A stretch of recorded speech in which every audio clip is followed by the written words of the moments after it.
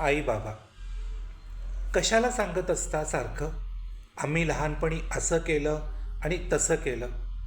चिंचा पाडल्या, कैऱ्या खाल्ल्या, झाडावर चढलो, गुडघे फुटेपर्यंत खेळलो. अहो कशाला सांगता?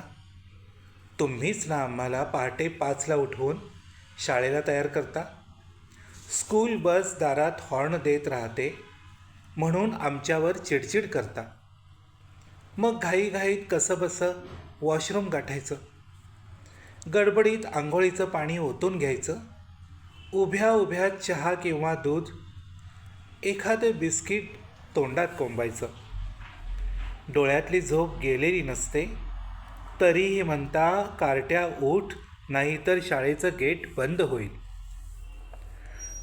ट्युशन तुम्हालाच हवी असते, चांगले मार्क मिळावेत म्हणून, पण सगळ्याच बॅचेस फुल असतात. ट्युशन टीचर म्हणतो, रात्री 9 ते 10ची तेवढीच शिल्लक आहे. मग तिथंही तुम्ही आम्हाला टाकता. सांगा ना, कधी खेळायचं, कधी तुमच्याशी बोलायचं? अहो, शाळेतले खेळाचे तासही शिक्षक गिळून टाकतात पोर्शन पूर्ण करायला. तरीही तुम्ही म्हणता, एखाद्या खेळात तरी एक्सपर्ट हो कार्ट्या. सुट्टी पडली रे पडली की तुम्ही स्पेशल कोचिंग क्लासेसमध्ये आम्हाला कोंबता.